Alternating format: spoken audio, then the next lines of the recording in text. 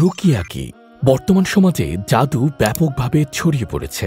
পেশাদার জাদুকরেরা সামান্য কিছু টাকার লোভে সমাজের শান্তি ও শৃঙ্খলা বিনষ্ট করতে উঠে পড়ে লেগেছে। যে টাকাগুলো তারা আদায় করছে সেগুলো মূলত হিংসুক ও দুর্বল ইমানের মানুষের কাছ থেকে। জাদুর মাধ্যমে সৃষ্টি হচ্ছে অশান্তি ও বিভক্তি। কখনো ভেঙে যাচ্ছে স্বামী স্ত্রীর ভালোবাসার বন্ধন, কখনো সৃষ্টি হচ্ছে অকারণ কলহ। কেউ অসুস্থ হয়ে যাচ্ছে, কেউ আক্রান্ত হচ্ছে রক্তক্ষরণে, আবার কারো বিবাহ বন্ধ হয়ে যাচ্ছে। এমনকি যৌন ক্ষমতার দুর্বলতা সৃষ্টি করতেও জাদুর প্রভাব দেখা যায়।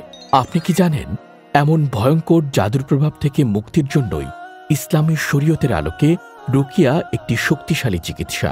রুকিয়া হল আল্লাহর কালাম, কোরআনের আয়াত এবং রাসূলুল্লাহ সাল্লাল্লাহু আলাইহি ওয়াসাল্লামের শেখানো দোয়া পাঠের মাধ্যমে চিকিৎসা দেয়া। রাসূলুল্লাহ সাল্লাল্লাহু আলাইহি ওয়াসাল্লাম আমাদের শিখিয়েছেন জাদুর প্রভাব থেকে মুক্তি পাওয়ার জন্য আল্লাহর কাছে সাহায্য প্রার্থনা করতে এবং কোরআন ও দোয়ার মাধ্যমে আত্মশুদ্ধি করতে। যখন কোনো মানুষ জাদুতে আক্রান্ত হয় তখন তার জীবনে নেমে আসে এক অদৃশ্য অশান্তি। কখনো সে অনুভব করে অকারণে দুশ্চিন্তা, ভয় কিংবা দুঃস্বপ্ন। কখনো শরীরে তৈরি হয় অজানা ব্যথা। আবার অনেক সময় পরিবারে দেখা দেয় কলহ, ভালোবাসা কমে যায়, স্বামী স্ত্রীর সম্পর্ক নষ্ট হয়ে যায়, এমনকি জীবনের সুন্দর স্বপ্নগুলো ধ্বংস হয়ে যায়। ঠিক এই সময়ে রুকিয়া হতে পারে একমাত্র সমাধান। রুকিয়া শুধু জাদুর জন্য নয়, বরং যে কোনো অদৃশ্য সমস্যার ক্ষেত্রেই কার্যকর। হিংসা, বদনজর কিংবা শয়তানের কুমন্ত্রণা, এসব থেকেও আল্লাহর সাহায্যে মুক্তি পাওয়া যায়। তবে সবচেয়ে গুরুত্বপূর্ণ বিষয় হল রুকিয়ার সময় পরিপূর্ণ ঈমান এবং দৃঢ় বিশ্বাস থাকতে হবে। মনে রাখতে হবে, আরোগ্যদানকারী একমাত্র মহান আল্লাহ তাআলা।